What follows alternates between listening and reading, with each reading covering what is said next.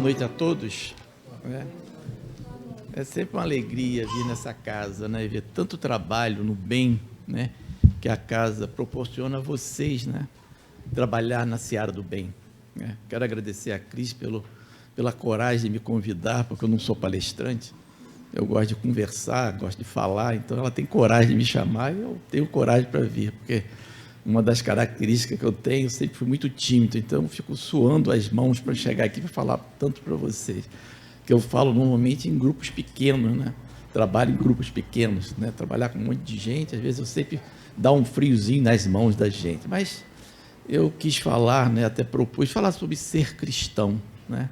Porque eu estava lendo um pouquinho sobre Joana de Cusa, que hoje vocês conhecem como Joana de Ângeles, né? Que é um grande espírito, né? Ligado à psicologia, que Divaldo trouxe, através da sua psicografia, trouxe tanto esclarecimento sobre a psicologia, sobre o homem consciente, fez tantos livros nessa área, né? E é tão importante, né? Até para os psicólogos, né? Para os médicos, né? A gente ler sobre os ensinamentos da Joana de Ângeles. Mas falar sobre ser cristão, nós vamos remontar lá na época de Jesus, para a gente conversar um pouquinho, porque ser cristão naquela época realmente era uma barra, né, como diz o outro. Eram espíritos extremamente preparados, né, porque eu nem consigo imaginar você ir para um circo, né, sendo levado ao sacrifício, né, ser comido por feras, ou ser pendurado num poste, ser crucificado, e cantando, né, cantando louvor a Deus, cantando louvor a Jesus, né? Então eu imagino que eram esses espíritos, esses primeiros cristãos, né, que, né, foram, que deram esse exemplo de fé, e fé inquebrantável, né, de afrontar, né, o poder, né, da época, o poder dos romanos, o poder, né, e com alegria, né. Os primeiros cristãos se reuniam em catacumbas, né, nos ambientes extremamente infectos, né, porque era o lugar onde se enterrava os mortos, né, se reuniam para ouvir as histórias que Jesus, né, trouxe através dos seus apóstolos, através do seu conhecimento. Jesus já tinha falecido, já tinha sido crucificado.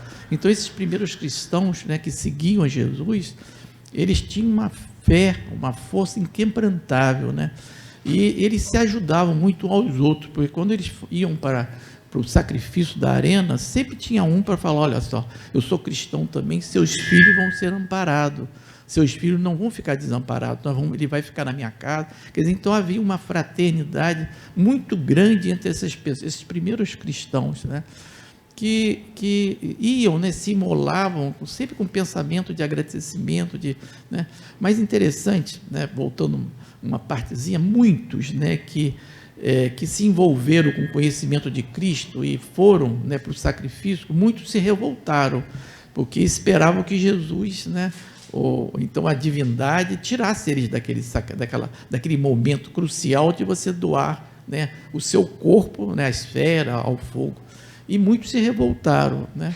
A gente que trabalha em reunião mediúnica, né, que conversa com os espíritos, muito tempo atrás nós atendemos um grupo de espíritos, né, que foram para essa situação, né, ficaram encantados inicialmente com Jesus, mas não tinha aquela fé daquele povo preparado, né, e foram, quando chegaram para a fogueira, e se revoltaram com Jesus, porque achavam que Jesus ia aparecer e iam tirar ele, né, daquela situação. Né, muitos realmente viram Jesus, né, foram retirados por espíritos, mas alguns deles se revoltaram antes, né, e ficaram contra Jesus, né, e passaram às vezes séculos, vieram às vezes numa reunião, né, revoltado ainda por aquela situação de não ter visto Jesus, né, ter naquela situação de tanto sofrimento, né, e ficaram revoltados e não conseguiram ter vamos dizer assim, não ter o preparo para enfrentar, para continuar vivendo, continuar, né, ter fé, né, naquela situação. E uma senhora chamada Joana, nessa época, esse trecho é muito bonito, né, a história de Joana de Cusa. Joana era casada com um intendente de Herodes, chamado Cusa, né? Quem viu uma série que passou até na Netflix, chamada Maria, passou muito assim, mas era bem deturpada essa série, mas muita coisa interessante. E o Cusa era o intendente de Herodes, então ele era hebreu, né? Ele trabalhava com Roma, né? Com os romanos e com Herodes, que era judeu, né? Então ele vivia nesse e Joana, que era a esposa dele, ouviu as pregações de Jesus e se apaixonou, né, pelos ensinamentos de Jesus.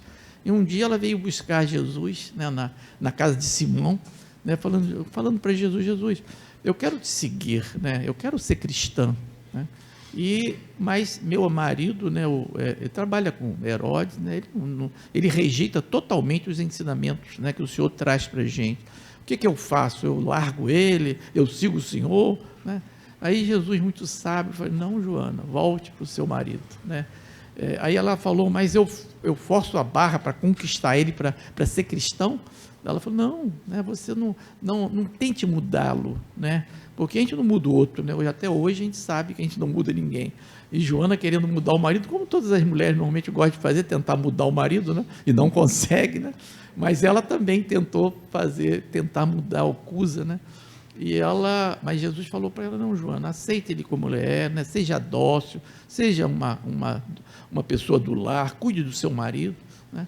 Posteriormente ela teve um filho, né, e ele, o Cusa, ele acabou desentendendo por alguma, né, e acabou perdendo a função de intendente, ficou na miséria, porque devia muito, porque gastava muito, e veio morrer numa situação lamentável, e ela, né, Joana, ficou totalmente desamparada.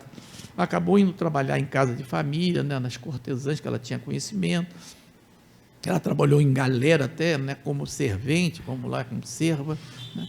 Mas um dia, né, a perseguição, depois do ano 30, mais ou menos, depois de Jesus ter crucificado, a perseguição aos judeus ficaram muito intensa, né? E ela foi pega, né, e foi levada à cruz, ela e o filho já moço, né? E é uma situação, uma passagem muito linda dessa vida de Joana, porque o filho, né, amarrado, imagine o filho do lado dela amarrado numa cruz, né, sendo chicoteado, né, com fogueira em volta dele, quer dizer, ia se queimar, e ele pedindo, né, o soldado falava para ela, Joana, abjura de Jesus que a gente solta seu filho, né? E ela, naquele sofrimento intenso, o filho pedindo, mãe, me abjura que eu não quero morrer, né, eu sou jovem para morrer, né? E ela falou, meu filho, você cala-te, porque Jesus, né, que foi puro. Ela também lembrou de Maria, né, que passou por todo aquele sofrimento, ver Jesus sendo crucificado, né, e ela passou por todo aquele sofrimento e manteve a fé. Falou, meu filho, Jesus passou, né, a Maria passou pela mesma situação, e ela manteve a fé, manteve a resignação dela. Então mandou o filho se calar, e o soldado romano, nesse momento, ainda falou para ele, poxa, esse seu Cristo só te ensinou a morrer por ele? Aí ela falou uma frase que é muito inesquecível dessa história de Joana, ela falou, não, ela me ensinou também a te amar, né? Então essa cristã verdadeira, né, hoje, Joana de Anjos, né, ela teve várias reencarnações na igreja, né, um espírito de alta envergadura, né, que a gente precisa estudar sobre ela. Ela foi um exemplo de cristã. Mas a palavra cristão é interessante, que ele foi trazido por Lucas, né, posteriormente a Jesus, né, ele colocou cristão todo aquele que seguia Jesus, né, e o Paulo disseminou isso, né, através das suas epístolas, ele já chamava, né, a todos, né, como cristão. Então foi uma palavra cunhada, né, por Lucas, e progressivamente Paulo adotou, e foi, né, e aí os seguidores de Jesus, né, foram chamados, né, de cristão também. Só que Jesus, no momento, né, um dia ele falou, né, que pediria ao Pai, né, que trouxesse um consolador, né, que ficaria eternamente conosco. Pois Jesus, naquela época, ele falava para os discípulos dele, para os apóstolos, ele falava todo o conhecimento que Jesus tinha. Por isso que os apóstolos conheciam sobre reencarnação, sobre imortalidade, sobre lei de causa e efeito, eles tinham o conhecimento, mas o povo, ele não tinha condição de falar, né? Então ele falava sobre parábola, falava sobre histórias, né? Contava história para que o povo pudesse, através dos costumes da época, o povo pudesse aprender, né? Então esses ensinamentos de Jesus, na época, ele foi feito em parábola, ele não pôde dizer tudo, por isso que ele pediu ao Pai que trouxesse, né, um consolador que pudesse falar o que ele falou e muito mais. Aí, lá pelos anos de 1857, né, o professor Hippolyte Léon Denis Arrival encontrou, né, e foi participar de uma mesa girante, onde as pessoas se reuniam para conversar com os supostos entes, né, do outro lado, né, fazendo perguntas, às vezes, ligadas totalmente às coisas materiais, das coisas chulas da vida, e acabou, né, o professor ia a uma reunião dessa, fez perguntas inteligentes e recebeu resposta inteligente. E aí ele começou a se adentrar, né, e aprontou, né, fez esse Pentateuco, né, que hoje a gente segue, né. Então, graças a Kardec, graças a esse espírito extremamente evoluído, né, que pela história traz várias personalidades já com um grau de evolução muito grande, como João Rui, outras personalidades, e ele como Kardec, como esse professor, né, ele preparou essa doutrina para a gente, um Pentateuco, né, chamado da doutrina espírita, na qual nós seguimos. E veio trazer, o Livro dos Espíritos, ele tem todos os ensinamentos ligados a todas as situações da vida, né? Você vai ler, ele é muito atual. Você pega um livro sobre guerra, está lá muito atualizado, sobre suicídio está muito atualizado. Então, é um livro que a gente tem de ter de cabeceira, para a gente sempre estar lendo, sempre pesquisando, sempre tirando dúvida, né? Então, nós, seguidores, né, dessa doutrina, somos considerados cristãos. Interessante, né, como é que é a ignorância, né, de nós todos, né? Porque o cristianismo, o cristão, ele vem sendo perseguido, né? No ano de 300 e pouco, o Constantino, ele oficializou, né, a doutrina católica, apostólica romana, né? Porque eles já estavam, né, Roma, né, não adiantava matar cristão, matava e reproduziam igual a rato, né? Então eles chegaram à conclusão que era melhor ele adotar o cristianismo do que ficar matando e não resolvia nada, né? Então eles adotaram, né, como doutrina católica apostólica romana. E mesmo assim, né, eles eliminaram todas as seitas que eram cristãs, mas que não adotassem o comportamento da Igreja Católica Apostólica Romana, né?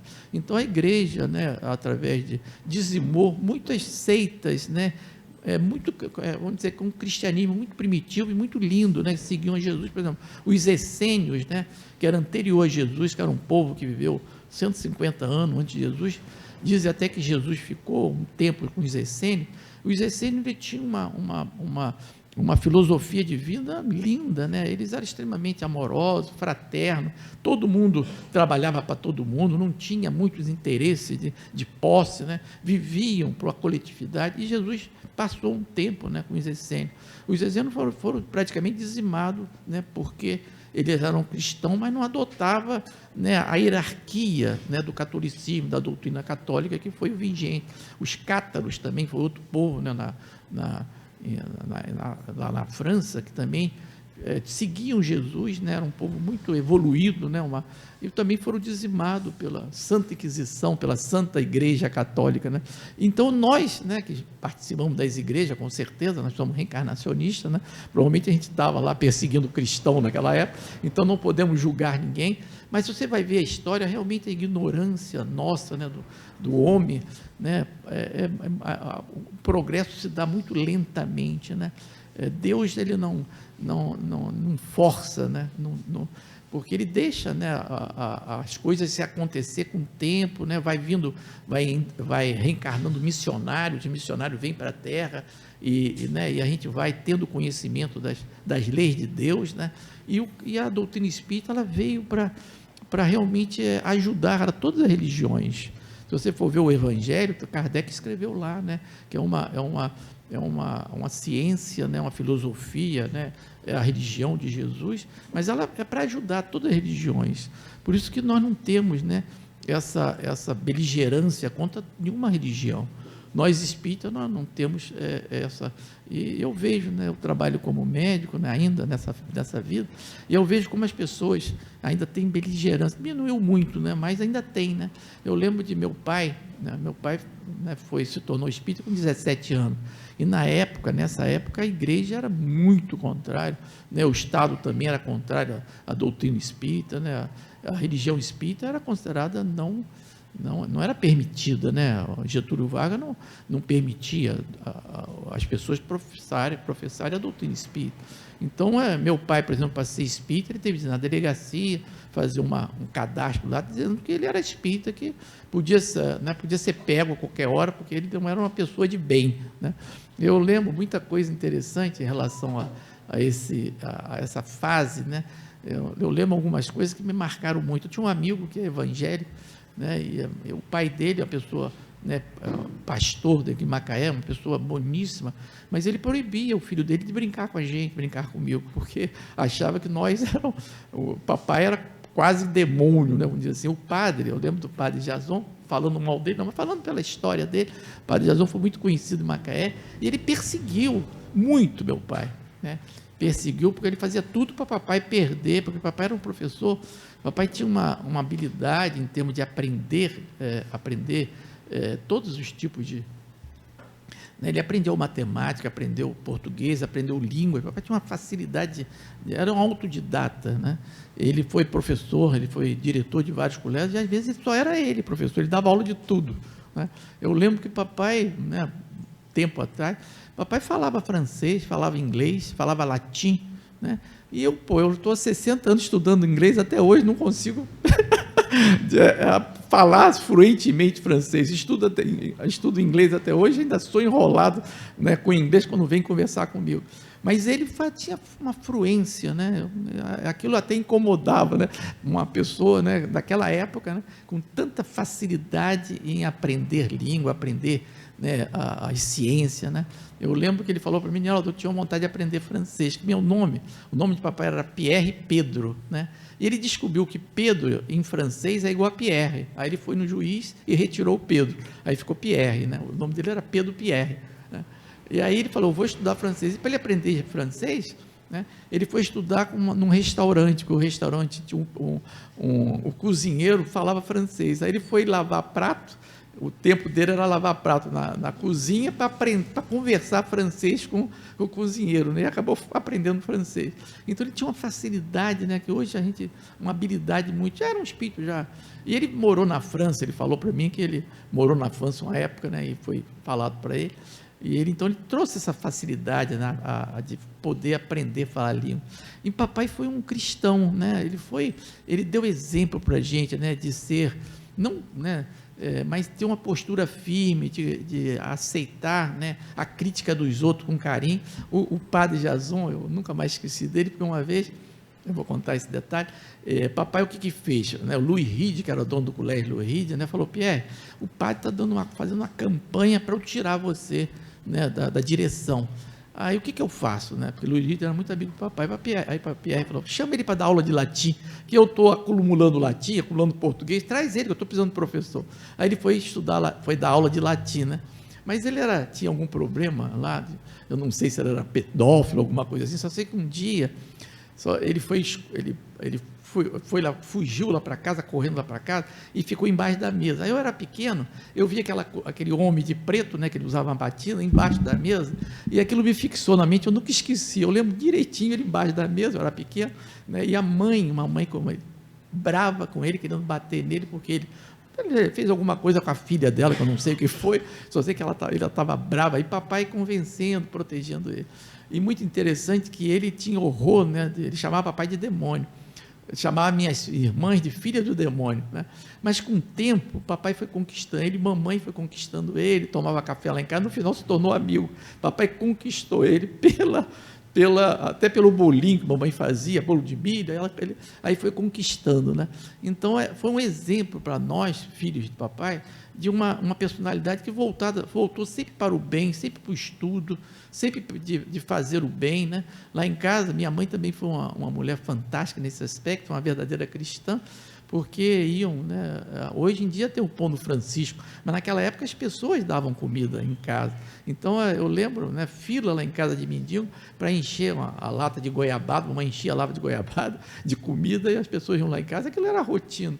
Muitas passagens, né, relacionadas à minha família, muito interessante. Tinha um padre, né, que ele não conseguiu terminar de ser padre, porque ele era via espírito, né?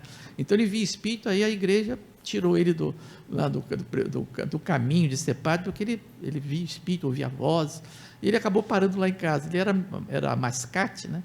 Então ele todo mês ele parava lá em casa uns 2 dias, e conversava em papai em latim, em francês, que era muito culto, né? Vivia como mendigo, né? Eu lembro a bicicleta dele velha, cheia de coisa pendurada, igual aquela, parece pessoal de mascate, né? Com coisa atrás nas costas, mas falava francês, falava inglês, falava latim, e papai se deliciava. Ele ficava lá em casa, trazia coisa para a gente, né? Então era essa convivência, né, que nós tivemos com pessoas, né, voltada para o bem, né, Então, ser cristão hoje em dia, né, que equivale a ser espírita, são sinônimos, né, um ou outro, né, existe, por exemplo, é interessante que às vezes no meu trabalho eu falo, qual a sua religião, que eu sempre pergunto, eu sou cristã. Aí eu sempre brinco, né, minha querida, aqui no Brasil tem mais de 200 mil pessoas, todas que eu saiba são cristãs, segue Umbanda, todos seguem Jesus, cada um com o seu caminho, mas segue Jesus, e que eu saiba, né, o cristão é porque é um seguidor de Jesus, você é seguidor de Jesus, mas qual a sua religião? Né? A pessoa, ela coloca como seguidor de Jesus, né, como cristã, né? Normalmente são evangélicos que falam isso, né? Mas eu sempre brinco nesse aspecto, mas uma coisa que a gente vai aprendendo, né, principalmente com a conversa das pessoas, né, ser cristão hoje em dia, né, você seguir realmente os ensinamentos de Jesus, né, principalmente com essa doutrina que trouxe todo esse conhecimento, né, você saber, é fantástico a gente ter esse conhecimento, né, da vida futura, né, que nós somos imortais, né, que nós vamos ter de responder por todos os nossos atos, tudo que a gente plantar, a gente vai colher, né? Mas existe essa misericórdia divina, né? Deus é extremamente misericordioso, e a gente saber que nós já vivemos muitas vidas, dá uma paz na nossa mente muito grande, né? O que acontece com a gente tem uma razão justa, né? Eu tenho uma irmã que está no hospital já há mais de um mês, né? Muito grave, né? Está vencendo um câncer que apareceu de repente nela, né? Interessante que você vê que tudo que a gente tem de passar, a gente vai passar, não adianta ficar buscando às vezes muita coisa, que a gente tem de passar, vai ter que passar por aquilo. E ela 2 meses atrás, ela me procurou, fez um check-up, me mostrou os exames, tomografia da barriga, não tinha nada. 20 dias depois, né, ela começou com uma queixazinha, eu internei ela, que estava meio amarela, fui ver, tinha um câncer no pâncreas, um negócio extremamente grave, né, e está lá sofrendo lá quase um mês no hospital, né.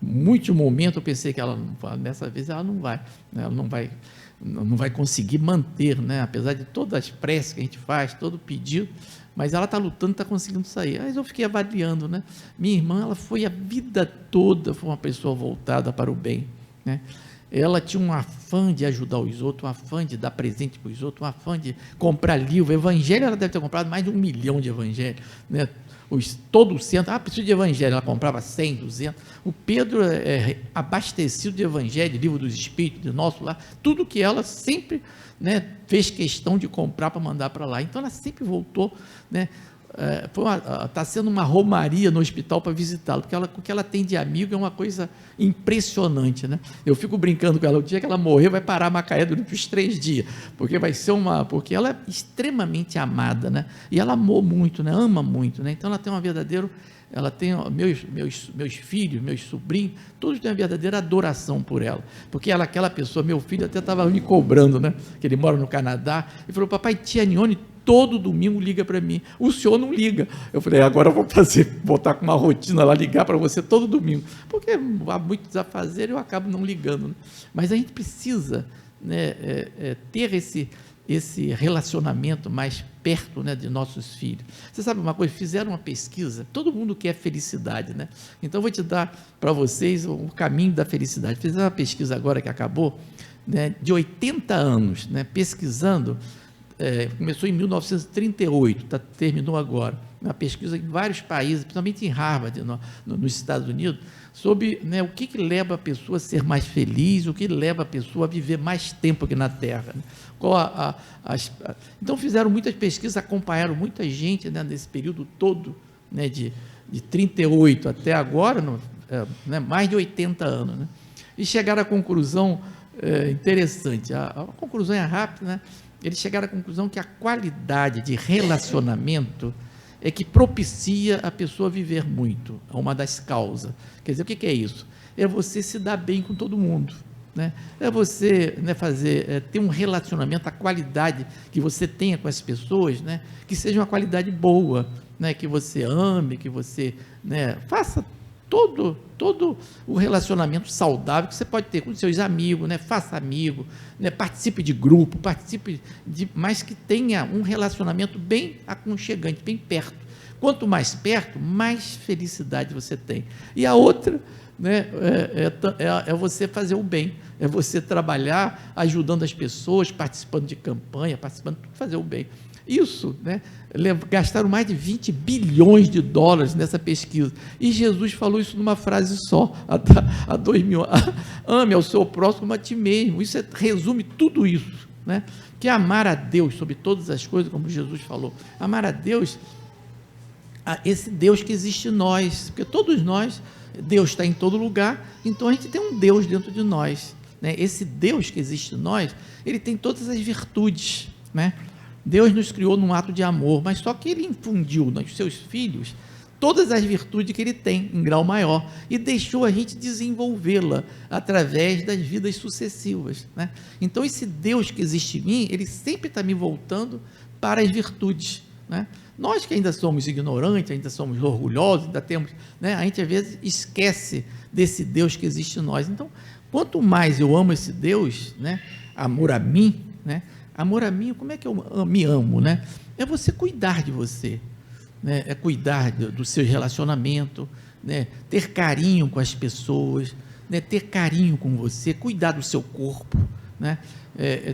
Procurar, né,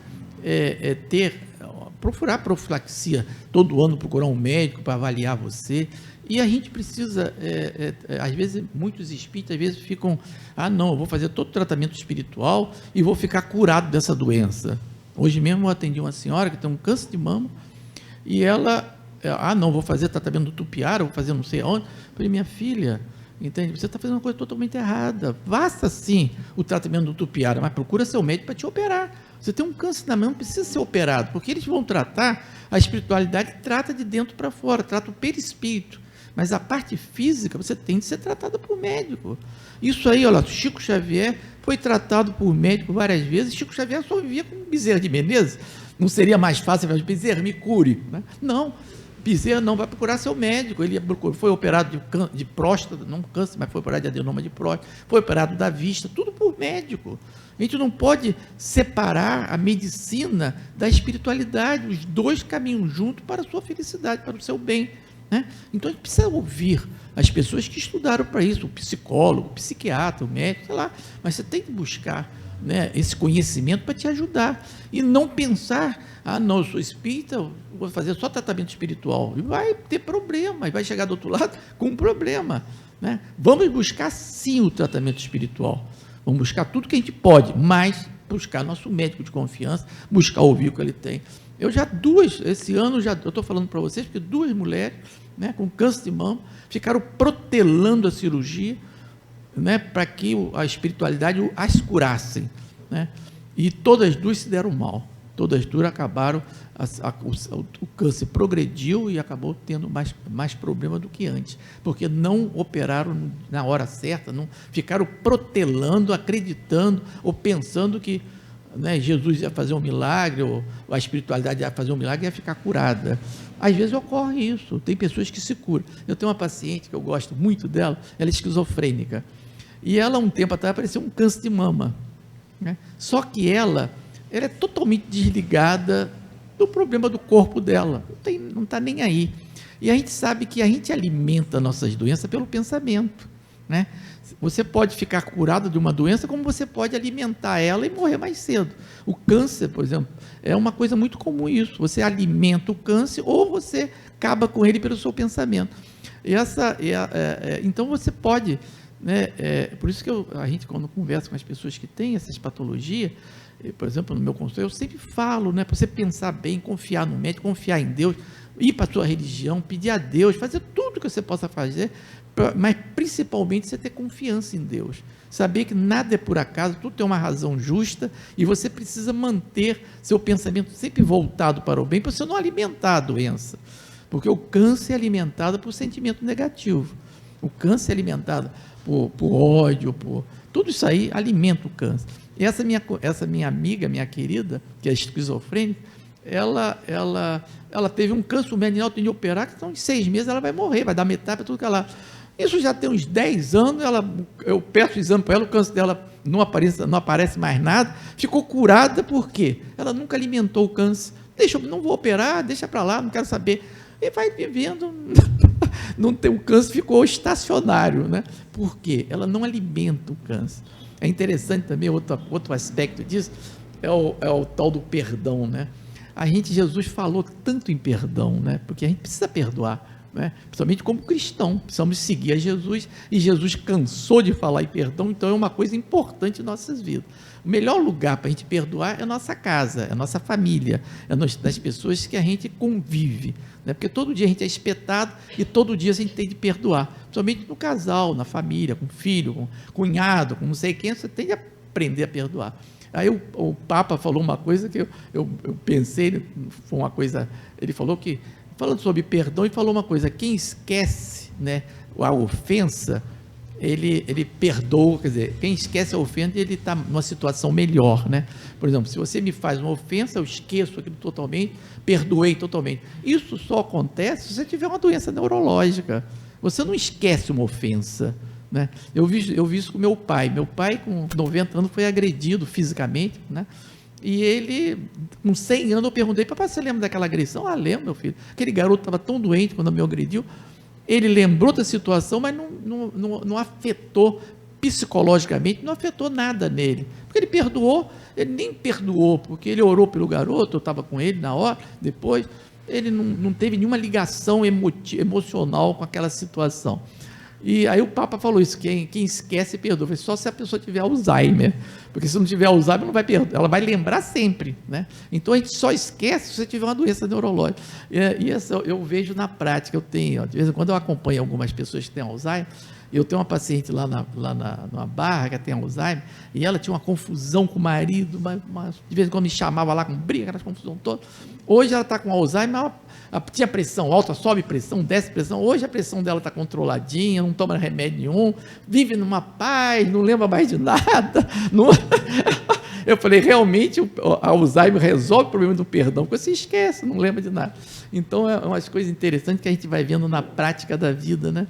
Então o Papa está certo, realmente quem esquece que tem Alzheimer não lembra de precisar perdoar. Mas o perdão é uma coisa que é uma característica do cristão, a gente precisa manter sempre perdoando uns aos outros, principalmente em casal, né? Porque todo dia um espeta o outro, a gente tem que perdoar, né? Perdoar tem que ser o modo vivente nosso, até que você chegar um momento que você não vai precisar perdoar, porque já se tornou uma coisa condicionada, você já não é mais ofendido, né? A gente só precisa perdoar quando a gente é ofendido, né? Então a gente superar isso, né, é uma bênção. E uma das maneiras que a melhor maneira da gente realmente vivenciar, né, o ser cristão, é você trazer a sua vida para um dia só de cada vez, né?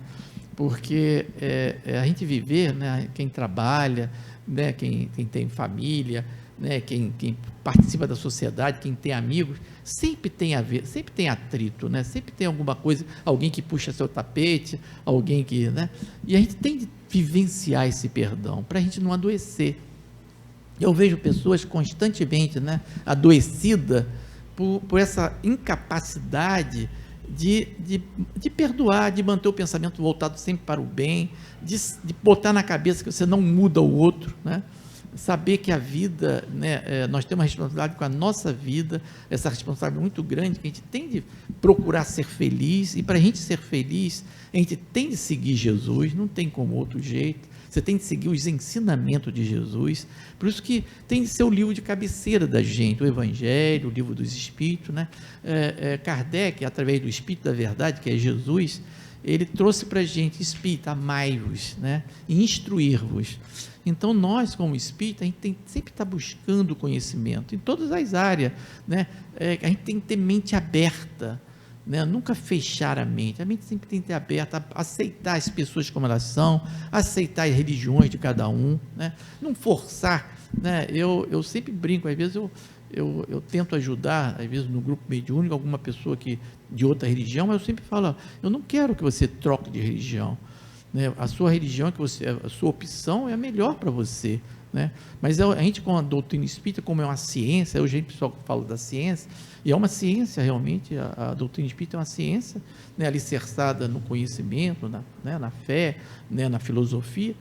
O conhecimento da doutrina espírita, ela pode ajudar, né, porque ela sabe de coisa, né, ela ensina para a gente coisas sobre influência espiritual, né, tudo isso aí que é importante de saber.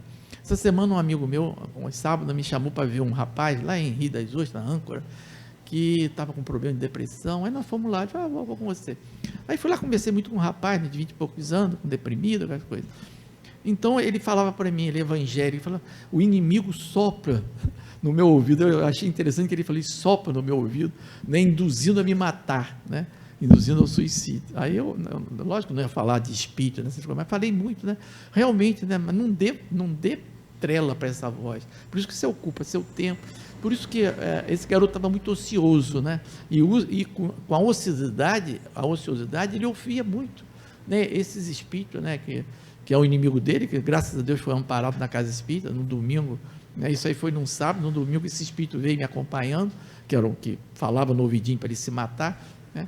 E eu consegui doutrinar ele, consegui orientar, ele melhorou. Mas a pessoa de outras religiões, às vezes, você tem que ter tato, né? Porque se eu falar que é espírito, ele vai falar que o que ele já sabe, né? Que é um demônio, que eu não sei o que é, né? Mas você falar, né? Não ocupe seu tempo com coisas boas, não dê tempo para ficar ouvindo coisa do seu ouvido. Faça exercício, né? Estude, volte para o estudo, faça exercício, trabalhe, encha seu tempo de coisas boas, né? Eu sempre fui muito obsidiado, eu sempre brinco que todas essas coisas que Kardec ensinou da doutrina espírita, eu já passei, eu já fui obsidiado de todas as maneiras, já fui fascinado. Interessante a fascinação, né? Fascinação está muito ligado ao orgulho, né? Não é bem até a fascinação entra espírito, né, junto, depois que você abre as guardas para ele. Normalmente é uma auto-obsessão, a fascinação, né? Então, a fascinação é muito interessante, porque essa fascinação está muito ligada ao orgulho, né?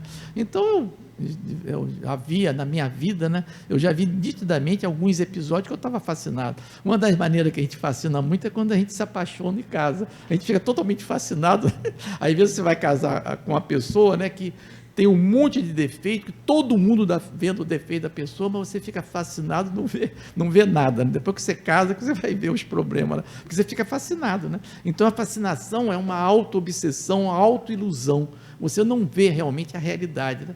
Apesar que todos nós, normalmente, não vemos a realidade nossa, a gente vê só, a gente vive mais na ilusão. É interessante, né? Que até os espíritos vivem na ilusão, né? Você vê que é frequente. O espírito está assim há 100 anos, 200 anos fixo, né, numa ilusão, né, vivendo uma ilusão, né, que ocorreu às vezes há séculos passados, né? Às vezes, vamos dizer, a gente vê isso em grupo mediúnico, né, a gente conversa com os espíritos, né, a pessoa está num sofrimento, aquilo como fosse agora, e você vai ver na história, aquilo foi há 500 anos atrás, mas ele está falando para você como fosse agora. Quer dizer, então ele está vivendo numa ilusão, né? Eu sempre falo, né? Você está vivendo numa ilusão. O seu corpo já sumiu há muito tempo e você está totalmente preso às dores do seu corpo, né? Que já passou, né? Você é um espírito, você está... Então a gente aqui na Terra também vive muita ilusão. Por isso que a gente precisa realmente ter os pés no chão, né? Ter esse autoconhecimento que a doutrina traz para a gente. A gente precisa conversar com a gente todo dia, né?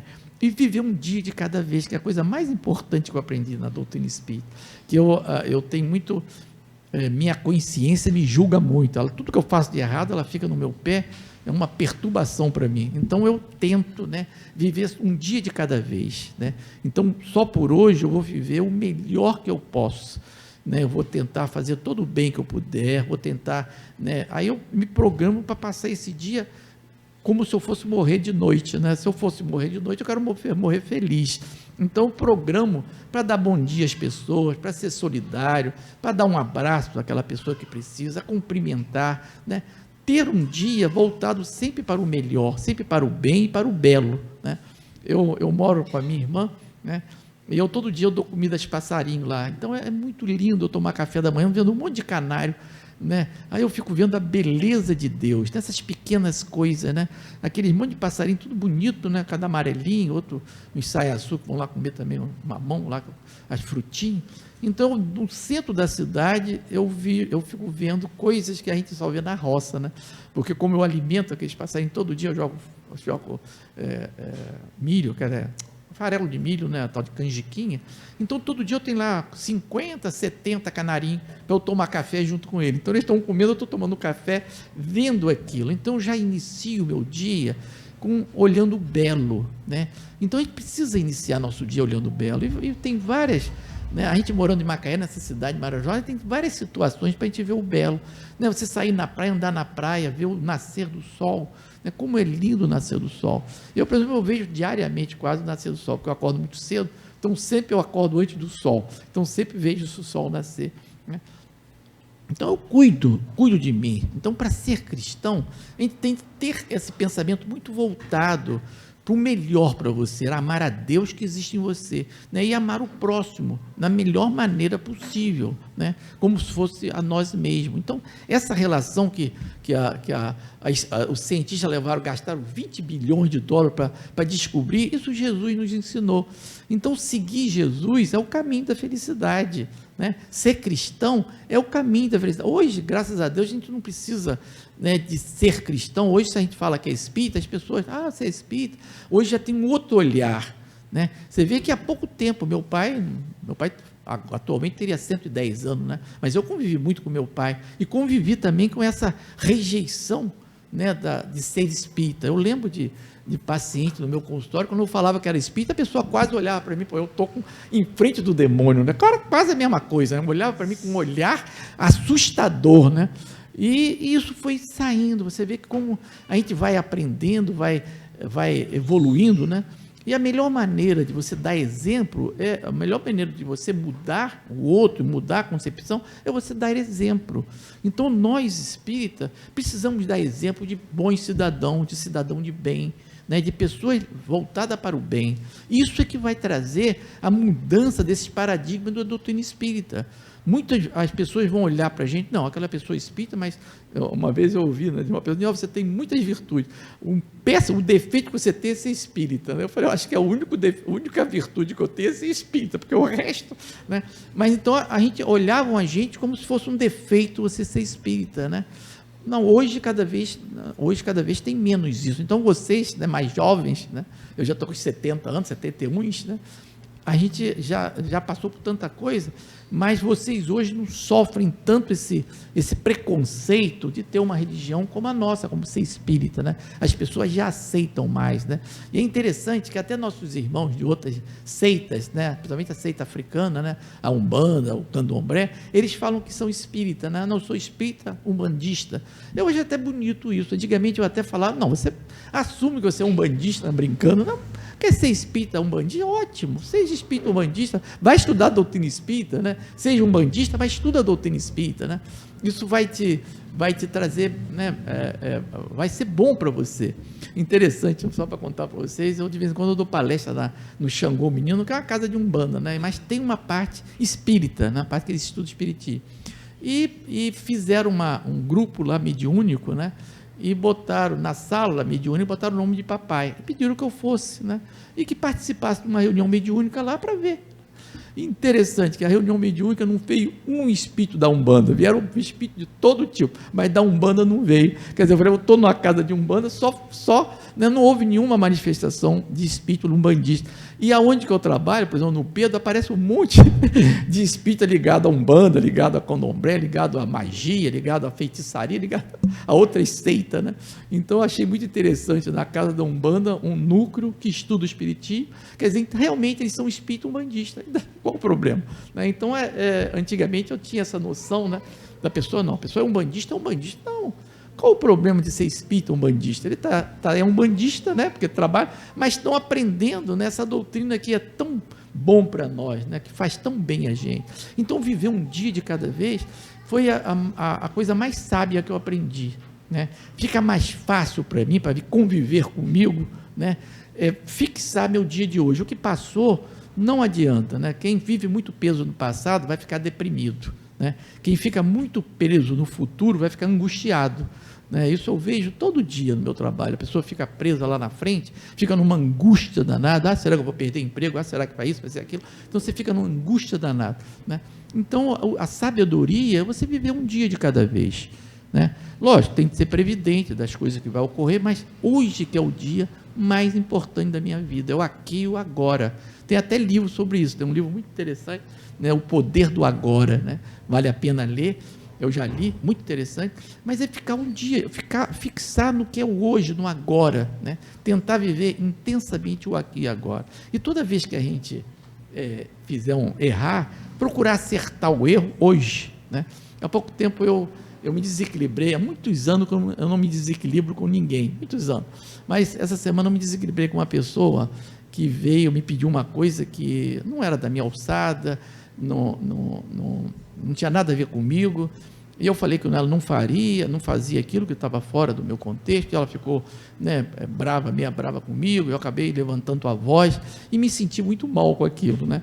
Aí depois consegui pegar o telefone dela e mandei um zap para ela, né, dizendo que ela me desculpasse, porque realmente eu me desequilibrei, porque eu estava, aí botei um monte de desculpa, né, falei que minha irmã estava muito mal no hospital, que está mesmo, né, mas eu consegui me aliviar. Eu falei, imagine, eu tinha uma palestra para dar nesse dia, eu falei, vou dar uma palestra, chega lá, ela está lá, o que eu vou falar na doutrina? A pessoa que eu briguei com ela, vai ser muito chato, né? Então melhor eu vou mandar um e-mail para ela pedindo desculpa. Eu tentei fazer a minha parte e fui dormir melhor, né? Quer dizer, eu consegui reconciliar, pelo menos eu reconciliar com o outro, porque inimigos todos nós vamos ter, né? Mas o importante é eu não ser inimigo de ninguém, né? Isso não tem, essa gente que não gosta da gente sempre vai ter, né? Mas o importante é eu, né, não ter nenhuma dificuldade com ninguém, né? Tentar tratar todo mundo bem, tentar fazer o melhor pelo outro, né? E isso que é importante, né, que eu aprendi na minha vida e que estou passando para vocês. Então, acho que ser cristão é você dar exemplo de ser homem de bem. E no Evangelho, né, tem lá o homem de bem, vale a pena reler novamente, né? O homem de bem é aquele que faz a justiça, de amor, de caridade, né? Você vivenciar os ensinamentos que Jesus nos trouxe. Eu quero terminar, porque já está na hora, está faltando 10 para as 8h30, já estou aí quase mais de 40 minutos. Eu vi essa prece no momento espírita, achei muito linda para a gente falar para vocês. É uma prece que eu quero terminar, diz assim: Senhor Jesus, os que te desejamos servir, te rogamos alento para nossas lutas, coragem para nossos atos. Robustece-nos a fé, que ainda é tão tímida. Ampara-nos a vida, pela qual tanto tememos. Aumenta a nossa esperança de dias melhores no amanhã. Infunde-nos vigor para as batalhas contra nossas próprias paixões. Desejamos estar contigo e nos sentimos tão distantes. Vem até nós, Senhor Jesus. Temos sede de bonança, de paz e de alegrias. Vem até nós, amigo celeste, para que, ouvindo-te a voz, outra vez, nos passamos decidir por seguir-te, enfim. Permite, Jesus, que esse teu Natal seja o nosso momento de decisão, para que o nosso ano nos encontre com disposição renovada. E então, os nossos dias se multipliquem em trabalho, progresso e paz. Dias em que, afinal, possamos nos dizer verdadeiramente verdadeiros cristãos, teus irmãos e fiéis seguidores. Isso é do momento espírita, achei muito interessante. E para terminar, vou contar uma historinha para vocês, de um espírita, né, que ficou apaixonado pelos primeiros cristãos, né? Ele ficou apaixonado por aquela ousadia, aquela fé que aqueles cristãos tinham, de ir para o sacrifício, né, ser comido pelos leões, entrar numa fogueira. Então ele ficou muito apaixonado e começou a pedir a Jesus para que ele pudesse, mesmo nos dias atuais, pudesse morrer por Jesus, né, morrer pela causa de Jesus, morrer como aqueles apóstolos dos primeiros tempos, né? Ele começou a pedir, todo dia ele fazia, e ele pediu até que apareceu um mensageiro de Jesus no sonho e falou para ele: ó, Jesus te ouviu e pediu para eu vir conversar com você. E aí ele falando, eu quero morrer, né? Eu quero ir ao holocausto por Jesus, eu quero dar minha vida a Jesus, né? E ele pensava, né, ir para o Oriente Médio, para pegar uns extremistas daquele, para morrer em nome de Jesus. Ele estava lá como espírita, ele estava todo. Aí o mensageiro falou, ó, eu vou a Jesus, vou perguntar a ele, né, como que você vai morrer por ele, né, e vou trazer. Aí passou uma semana, voltou de novo, ele todo aflito, para onde que eu vou? Será que vou para o Oriente Médio? Vou para não sei para onde? Vou lá para tanto lugar ainda que se mata muito cristão, né? Então vou para um lugar desse, eu vou ser um missionário. Aí veio o Espírito novamente e falou para ele, olha, Jesus ouviu tuas preces e ele mandou dizer para você morrer devagarinho por ele. Todo dia faça o bem, né? Faça o melhor pelos seus, né? pelas pessoas que você convive, trate todo mundo bem, ame indistintamente, não tenha preconceito contra ninguém, doe todo o seu amor às criaturas, vai morrendo cada dia de cada vez em meu nome, né? Aí ele foi, ele começou a fazer o bem, começou a voltar, né, para o trabalho que ele fazia, começou a ajudar, e aos 70 anos ficou aflito, porque estava chegando o tempo dele, e falou, Jesus, me permita viver mais tempo aqui na terra para realmente trabalhar em seu nome, né, para que eu possa, né, terminar meus dias aqui, que sejam bastante tempo, eu possa trabalhar para você, ajudando as pessoas, orientando as pessoas, né, ajudando no conhecimento que eu tenho as pessoas, e que Jesus abençoe a todos vocês, que vocês sejam muito felizes, tá bom? Essa pessoa...